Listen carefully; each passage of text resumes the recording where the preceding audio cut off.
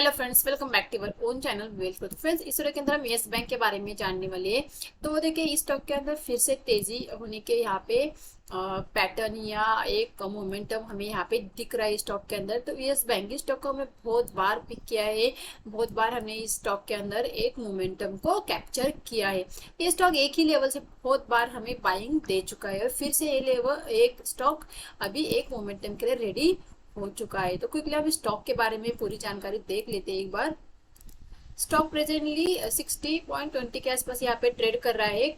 Last trading section के अंदर यहाँ पे ऑलमोस्ट 2% की यहाँ पे तेजी हमें इस बैंक के अंदर देखने को मिली थी। अगर स्टॉक की अगर हम 1 मंथ की बात करते हैं तो 1 मंथ के अंदर यहाँ पे स्टॉक ने 2.53% के रिटर्न यहाँ पे दिखा है। अगर हम 1 ईयर की बात करें तो 1 ईयर के अंदर स्टॉक ने 22.26% के रिटर्न दिखाए। जैसे कि येस बैंक मतलब प्राइवेट सेक्टर बैंक है। अगर इसकी देखते हैं मिड कैप स्टॉक है, इसकी मार्केट कैप की बात करें तो 46,583 करोड़ की इसकी मार्केट कैप हमें यहाँ पे देखने को मिले। ठीक है, स्टॉक की बात करते हैं, स्टॉक के अंदर कोई भी रेड फ्लैग नहीं दिख रहा है। फिलहाल स्टॉक ओवरबॉट जोन में भी हमें नहीं दिख रहा है।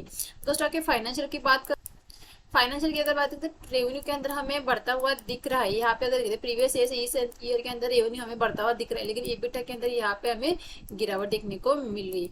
उसी तरह से अगर हम देखते हैं तो नेट इनकम के अंदर हमें प्रीवियस ईयर से इस ईयर में यहाँ पे घटता हुआ दिख रहा है। अगर 2021 के अंदर देखते हैं तो माइनस में चल रहा है, 22 के अंदर यहाँ पे प्लस में चल रहा है, लेकिन 22 से यहाँ पे 23 के अंदर यहाँ पे हमें कम दिख रहा है। लेकिन मतलब कंपनी लॉस से यहाँ पे प्रॉफिट में तो आ चुकी है, ये तो यहाँ पे हमें देखने को मिल रहा है। अगर प्रमोटर की अगर यहाँ पे बात करें, देखिए प्रमोटर की यहाँ पे कोई भी होल्डिंग हमें नहीं देखने को मिली स्टॉक के अंदर। अगर म्यूचुअल फंड की 0.12% की यहाँ पे होल्डिंग देखने को मिले, DIS की 37.88% की यहाँ पे होल्डिंग देखने को मिले। इसके अलावा FIS होल्डिंग की 23.11% की यहाँ पे होल्डिंग देखने को मिले। रिटेलर की 38.89% की यहाँ पे होल्डिंग देखने को मिले। मतलब अगर देखेंगे तो DIS और रिटेलर इनकी यहाँ पे बराबर की होल्डिंग हमें स्टॉक के अंदर देखने को मिल रही है। तो ये स्टॉक के चार्ट के ऊपर चलते, चार्ट किस तरह से लग रहा है यहाँ पे हमें, तो यहाँ पे हमने यस बैंक का चार्ट लगा के रखा है। अगर यहाँ पे अगर हम देखेंगे तो जैसे कि लास्ट टाइम हमने यहाँ पे, आपको याद होगा लास्ट टाइम हमने यहाँ पे इस लेवल के आसपास स्टॉक को एक बार पिक किया था कि यहाँ पे बार बार सपोर्ट लेके बाउंस हो रहा था।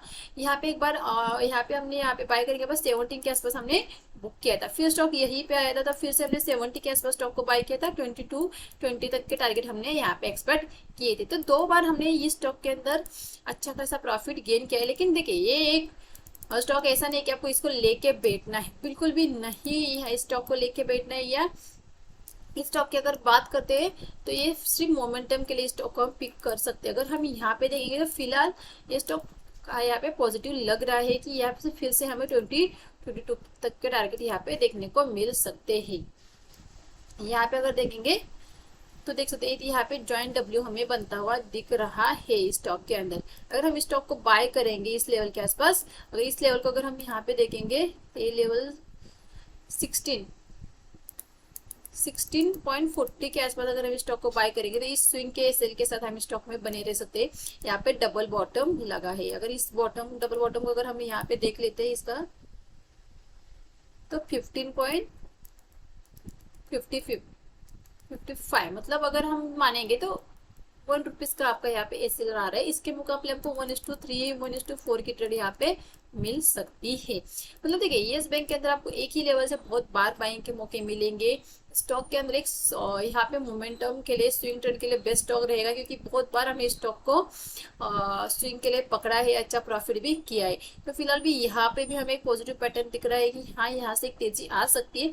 तो देखिए, तेजी आ सकती है इसका मतलब ये नहीं कि हम आग बंद करके बहुत सारे थैला भर ले, ऐसा नहीं करें। देखिए, किसी भी स्टॉक के अंदर कितनी भी बड़ी तेजी हो या कितना भी पॉजिटिव पैटर्न हो, लेकिन हमें अपने रिस्क को भी देखना है। मानो किसी वजह से ग्लोबल मार्केट के सिनेरियो को देख के या कुछ अगर न्यूज आ जाती है और मानो पैटर्न फेल हो जाता है, तो ये अगर पैटर्न फेल होने के बाद अगर स्टॉक नीचे आता है तो एक ऐसा पॉइंट होना चाहिए जहां से हमें निकलना है, चाहे कोई भी कुछ भी हो जाए, लेकिन हमें इस लेवल से नीचे जैसे स्टॉक निकलेगा हम एग्जिट कर लेंगे।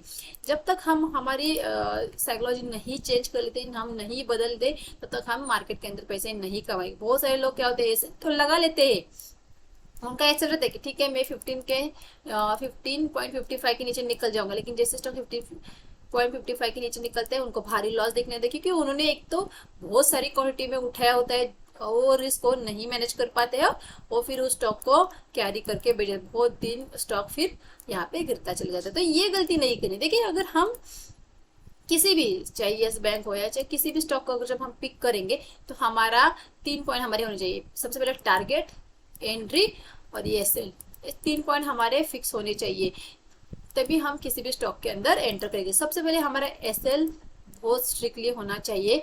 हमारे एसएल के आसपास जितना स्टॉक नजदीक मिलेगा हमारी बाइंग बेस्ट रहेगी, क्योंकि हमारा जितना एसएल छोटा आएगा।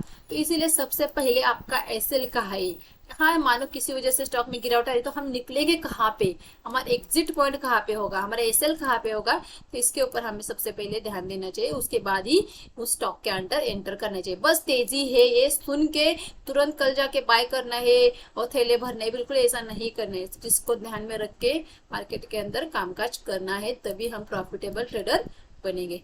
तो आई होप फ्रेंड्स आपको सारे पॉइंट्स ध्यान में आ चुके होंगे। वीडियो अच्छा लगा तो वीडियो को लाइक कीजिए, चैनल को अभी तक सब्सक्राइब नहीं किया तो चैनल को सब्सक्राइब कीजिए। Thank you.